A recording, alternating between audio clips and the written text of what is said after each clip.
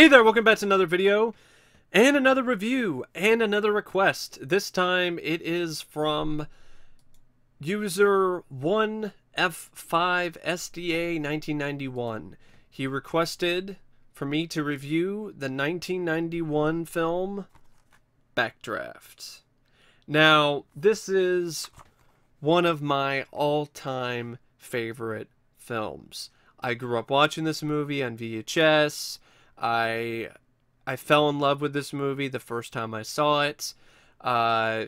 It's one of the first films I remember even watching on VHS because it's one of the few VHS tapes that my parents actually had. So yeah, this one, I have a lot of fond memories associated with Backdraft. I even went to the live Backdraft attraction at Universal Studios Hollywood when it was still there, and I had a lot of fun with that. And overall, I've seen this film countless times, and it still holds up each and every time. The most recent time watching this in HD in high definition for the first time was really special. This film is an absolute spectacle. This is the type of movie you do not see nowadays anymore. You will not see this type of film ever again on the screen. I am so jealous of the people that had the opportunity to see this in the theater, because this is the type of film that really would have blown people away. Because the fire sequences alone, just in my home theater with HD, with high definition, were astonishing. I can't even fathom how much more astonishing it would have been to see it in the theater back in 1991. The reason why this is a type of film you're not going to see nowadays anymore is because it deals with real fire and real stuntmen, and the actors themselves are right in the middle of it. Nowadays, you might have a few shots here and there with real fire, but for the most part, it's going to be CGI. It's safer, it's easier to do, so that's why they do it. And interestingly enough, on that note, Ron Howard actually intended to make the fire CGI in Backdraft. He had some of his known associates in the special effects world do some tests, and he even admitted that it looked bad. It didn't look very good. It didn't look natural. So he was like, well, I guess we're going to have to try to do it for real. And what Ron Howard and his crew were able to do with Backdraft was something that had never been done before. This has some of the most extensive fire effects that were ever put on film. And it was absolutely 100% worth the extra effort, and worth all the pain and the frustration and the burns and all of this stuff, because what's on the screen is just absolutely stunning. It's stunning. When you see the sequences at the end at the chemical factory, and there's barrels flying into the air and there's fire everywhere, it is an absolute jaw-dropping spectacle. When you have the backdrafts themselves actually happening and blowing things up and sending people flying for real, or bodies flying, or at least props flying for real, it's just absolutely breathtaking. When you see the sequence like you see in this film, where the firemen are in the department store, and the fire just goes crazy and flies right over their head and smashes a bunch of windows. It's absolutely amazing, because it's real. It's done for real. The actors were actually in the fire. One of the actors actually got lit on fire. Scott Glenn, when his character is on fire in the end, and he's holding on, Kurt Russell's character is holding him, Scott Glenn is actually on fire. So, I mean, this is the type of stuff that will never happen again. And it's honestly surprising that it even happened in the first place.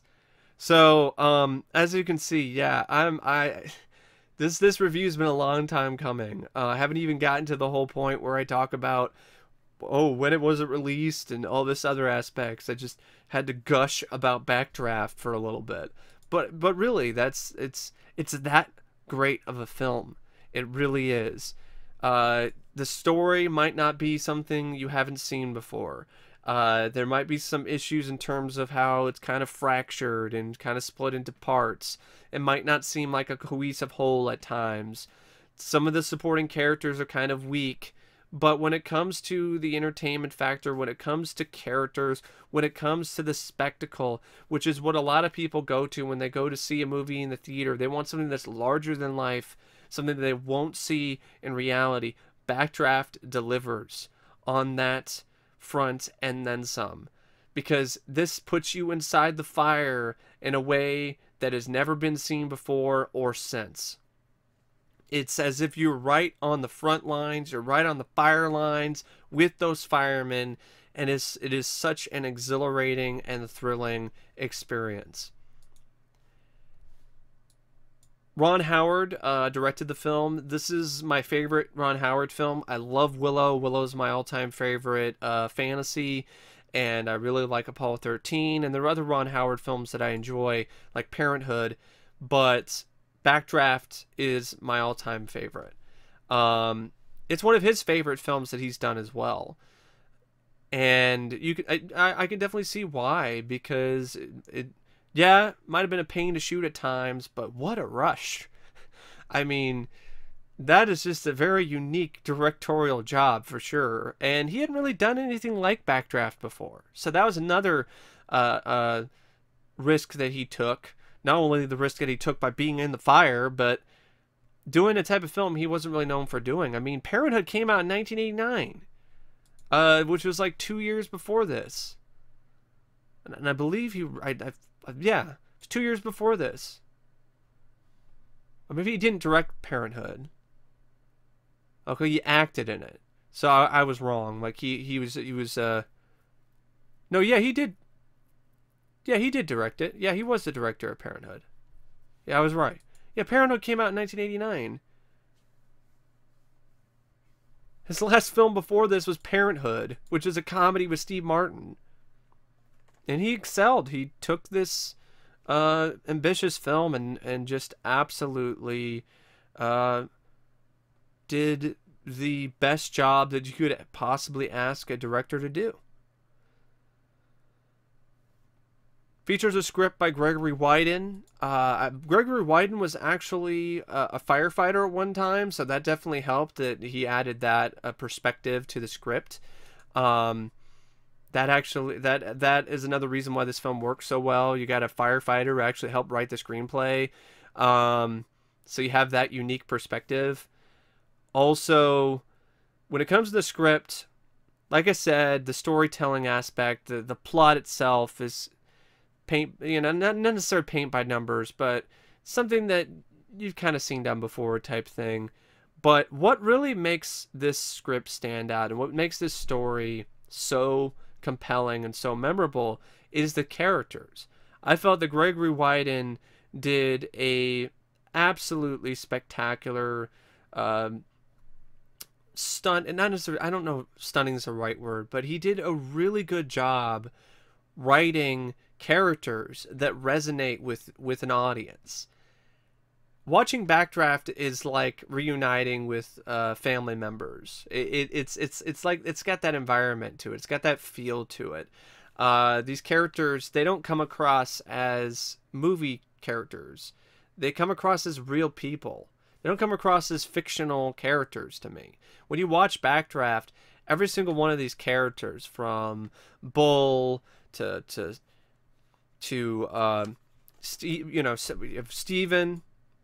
who's Bull, Stephen McCaffrey. So when it comes to Stephen McCaffrey, Brian McCaffrey, Rimgale,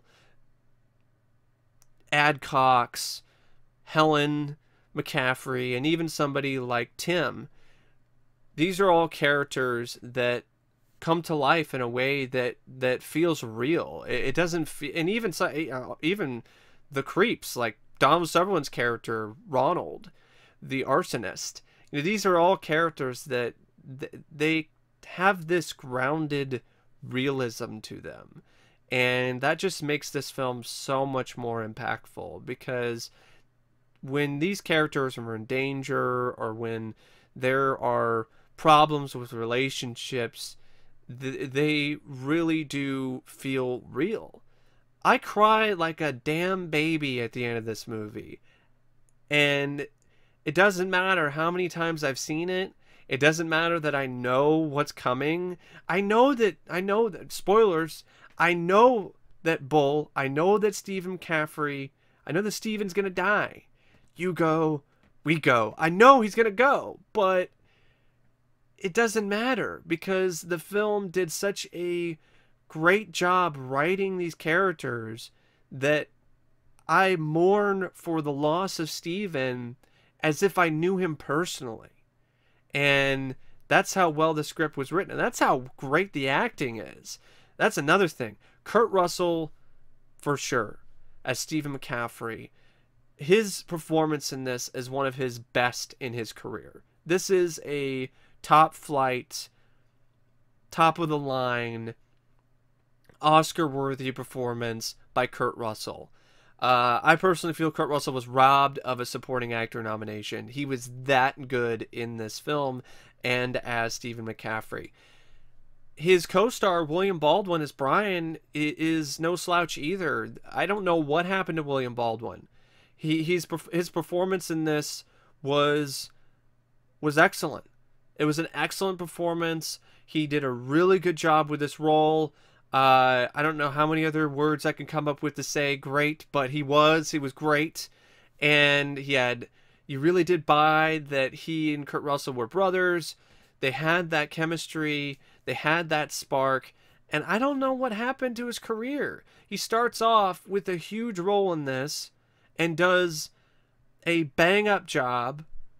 And his career essentially went nowhere after this. He did a few other films, but they didn't do that well. And I really think he should have fired his agent because he started off with such a bang. Like, it should have blown him to the big time, to the big leagues, and it didn't.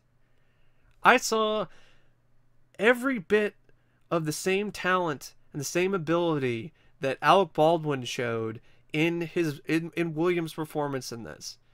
And it's just a shame. It really is. Like, there was so much potential for William Baldwin post Backdraft, and it just never materialized. It's like that career dissipation light kicked into overdrive for William Baldwin in his career. Robert De Niro is just he's just great, as always. I mean, this is a guy who is one of the best actors of all time. He's exceptional, as always. I liked. It was nice to see him play a role like this, where he's playing more of a investigator. You know, he's not a cop. He's a fireman. He's investigating arson.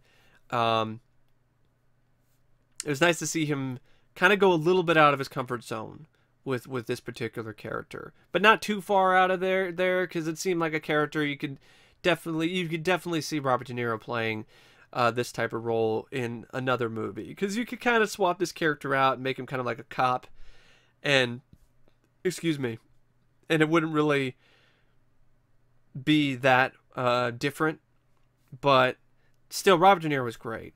De Niro, he had one hell of a run. I'm going to give him that. I mean, that's the thing. De Niro had a career and a run that was unparalleled, and now he's just stuck with really crappy roles. But maybe he might be coming back up. Maybe get some better roles. I don't know. It seems like he's just taking stuff to get a paycheck now, which, okay, it is what it is. But with De Niro, there was a point in time, folks, when he wasn't doing Bad Grandpa and playing old crass old men. He was an actor, and he was an amazing actor. And this is another amazing performance. Donald Sutherland once again shows why he's an incredibly underrated actor with his performance as Ronald Bartel. As this just creepy arsonist. Really, really eerie. And Ronald was a character that Donald played, and he did the performance for in only like a few days. so he didn't even have that many lines, but he really did such a phenomenal, exceptional job with this supporting role of this creepy arsonist that it's memorable. It sticks with you. It really does. Like this is an unforgettable supporting role performance for me. Like, it's that good. Scott Glenn, another underrated actor. He's really at the top of his game as Adcox. It's a very superb performance, and a character that he's essentially the villain, but it's a guy that his motivations, you can see why he's doing what he's doing, but it's something that he still should not be doing, but he's doing it anyway, and he's doing it for the good of the fire department in his mind, because they were killing firemen, they were killing our men, they were killing our boys, they were killing them for a fucking paycheck. And you feel for him, but you're like, you took it too far. You took it too far, Axe. You took it too far. Rebecca De Mornay is also really solid here. She goes against type here as a housewife. A normal, everyday housewife. She was known before this as a sex pot and stuff like Risky Business and God Created Woman and so on and so forth. She was not known for playing these type of roles, and I thought she did a really good job playing that role, and it showed how talented of an actress she is. See, my introduction to Rebecca De Mornay was not with the sex pot roles, was not with the crazy psychotic killer roles like in Hand That Rocks the Cradle. It was with this very understated, subtle performance as Helen McCaffrey. That was my introduction to her, and I have always liked her as an actress ever since. And then I discovered her other stuff after that. But I was introduced to her with this, and so I always respected her as a all-around actress because of that. I didn't just see her as another pretty face. J.T. Walsh, I miss him so much. He's just a marvelous actor. He just has this superior way of playing these sleazy assholes, and he does it again here with Mayor Swayzak. Not necessarily mayor, like he said, he wants to be a mayor. So with Martin Swayzak. Overall, the entire cast all do great jobs. Jason Gedrick was fine as Tim. It was nice to see Jason Gedrick because I've always been a big fan of him since Iron Eagle, and he was fine here as Tim. He did a good job with the role that he was asked to do, this fresh-faced young kid. And even the other actors who played the other firemen in the department, they were all guys who were actual real firefighters. They were real firefighters. Chicago, New York firefighters who were actual... they were playing the firefighters in the film. So there were actual firefighters portraying firefighters in Backdraft. So that added another bit of realism to the movie, when you had real firefighters playing a firefighter role in the film. The one actor, though, that I felt was weak was Jennifer Jason Leigh. I think she got the role because of kind of a favor or something or another. I don't know. Maybe the casting director thought she was the best choice. I respectfully disagree. Or maybe it's just her performance isn't that good. I mean, because Jennifer Jason Leigh, she's a very capable actor, but this is one of her weakest performances. Her line delivery is very flat. She doesn't seem to have that much chemistry with the romantic lead with William Baldwin. I mean, they're supposed to be a couple, or she's supposed to be an old flame of Brian's, and they just don't have any chemistry. I don't buy that there's any fire between the two, and her scenes are easily the weakest out of the entire movie. They don't really bring the film down that much at all, and really don't bring it down at all for me personally, because I can overlook that one little aspect and some of the stuff with the plot, because everything else is so good with this movie that I can overlook those little things. But yeah, that's the main problem I have with it is Jennifer Jason Leigh's character and her performance. The character just comes across as kind of just not really necessary. I know she's there to be a love interest. Show me your fire truck, which is a very cringe-inducing line anyway. And I mean, that scene was well shot and well edited, but it's just, I don't know. I just wasn't really a fan of it. Fan of the whole romance angle. Like, if they had chemistry, then maybe it would be a sexy scene, but it just was never sexy because there's no fire between the two. And then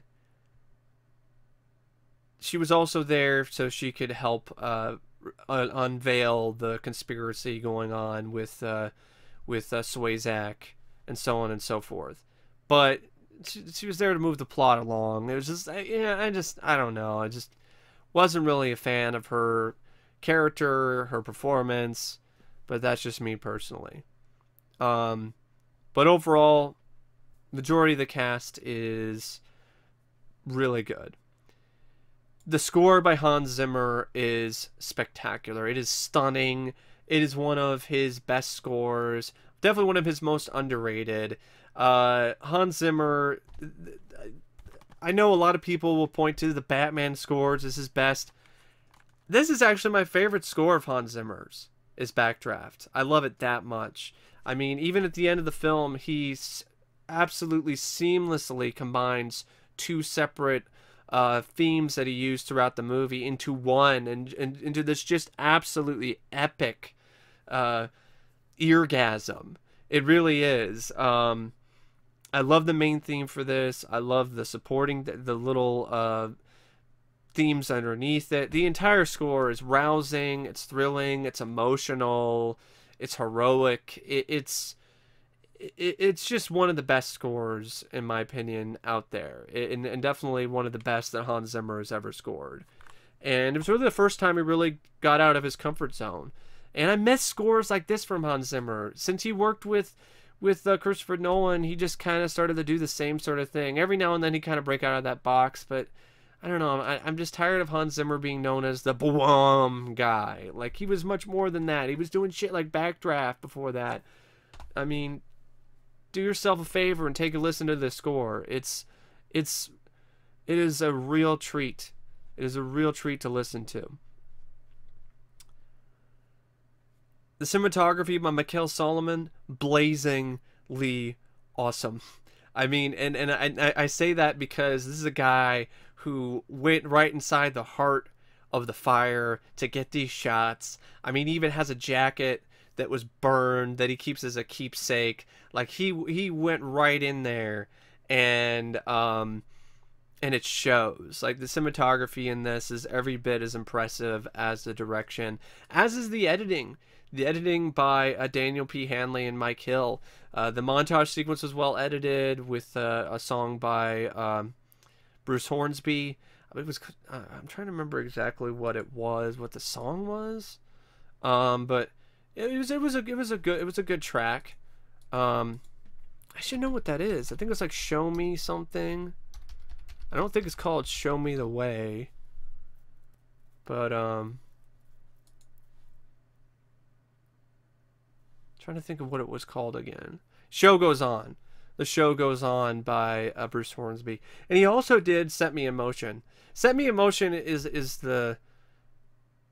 I would say I probably like that one more than The Show Goes On. But The Show Goes On is still a nice song. Both of the Bruce Hornsby's tracks are good. I have a little beef with Bruce Hornsby, but you know, it's so old. So the old channel I had, and he shut it down because I was uploading Backdraft soundtrack tracks, and he sent copyright strikes and shut the channel down. I think it was OCP003, but you know, it's such a long time ago. It's water under the bridge, but you know, it's such a silly beef, but it was a beef. I have to admit, it definitely was a beef. But I still like those songs.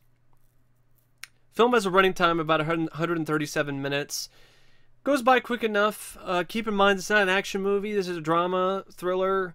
It's got some action bits in it with firefighting sequences that are really intense and exciting. but for the most part, it's not an action film, so don't expect that. It even has mystery elements of like who's the one that's setting these fires, who's causing these backdrafts, so on and so forth. I would say after the first part of the film, which is dealing with Brian McCaffrey rejoining the fire department and the relationship between him and his brother getting stronger, but then falling apart again because Stephen McCaffrey, you know, he's just kind of how he is. His relationship with his brother is just something where he keeps pushing his brother farther and farther away. And that aspect of it is stronger than the arson investigation part with Brian working with Rimgale, but that still has its moments though. It's great to see Robert Deniro and the stuff with Donald Sutherland, but it's definitely not as I would say probably not as compelling as the first part, especially emotionally. But then things really kick into high gear when you get to the climax, and then it doesn't let up, and then it's just an absolute stunning spectacle in the chemical factory. I mean, that is just one of the best climaxes, in my opinion, in that I've seen in a film. Is that whole climactic sequence in the chemical factory. It is really, really impressive use of visual and practical effects. And speaking of the visual and practical effects, Industrial Light and Magic outdid themselves. The stunt guys outdid themselves. The guy who was the people responsible for the fire effects, they outdid themselves. Everybody did a equally as impressive job with the visual effects and with the fire. Never worked with real fire, folks. This wasn't CGI. This isn't like Skyscraper or some of these other CGI movies. Action movies nowadays where people were behind a green screen. They were in it for real, and the smoke and the heat. They were even doing stuff to create what looked like particles in the air to make it look more like a real fire. So they have like this thing that would blow these super hot like pieces of paper and cardboard at the actors, and they hated it because it would actually burn them. Like, so actors are getting burned. I think Kurt Russell was actually on fire at one point, or no, I don't think he was on fire. I think it was William Baldwin. But like Kurt Russell's character actually, like not his character, but Kurt Russell himself almost died because when he went into that room without his mask, like he wasn't prepared for things, and like he almost asphyxiated or something. So like they put it on the line, man. There's a reason why William Baldwin, Kurt Russell, and Scott Glenn are credited as actual stuntmen in the credits, because they did a lot of stunts. Like I was saying earlier, Scott Glenn actually got lit on fire. He had this glue on, and they lit it on fire. And there was one take where something happened and some of the glue got somewhere else on his body, and it caught fire. And so as soon as they got the take, they put him out, and he was super close to getting extremely burned for real, because it took off his suit, and he had different layers of Nomex, which is a fire retardant layer. So it took off his jacket, and it was burned up, and it took off the first layer of Nomex, and it was burned through. And then they got to the third layer, the only thing that was that was protecting him from the fire and his skin, and it was singed and everything. And he actually did get a little bit of a burn, but the crew actually got out some frozen aloe on it, and it didn't actually burn. So he almost got burned, literally, doing that stunt. There's a lot of crazy stories about the making of the film, and what all of the actors and production assistants and visual effects guys went through to shoot the film and to make the magic happen in the movie. And I'd recommend the Blu-ray, not only just for the visuals, you know, for how great the film looks on Blu-ray, and sounds. Like, it was so great that I swear I almost felt the heat physically in the fire scenes, because it was such an immersive experience, and the transfer was that good. But it's loaded with special features. The special features are really interesting and fun. Would have been nice to see a new interview with Kurt Russell. You know, it is what it is. You know, I don't know if William Baldwin was interviewed again. I don't know if he was or not. So, but when it comes to the production aspects of it and that stuff, when it comes to the making of, it's very extensive because you got a lot of interviews with the cinematographer, the director, you know, those people who are involved with that aspect of the production and on the front lines.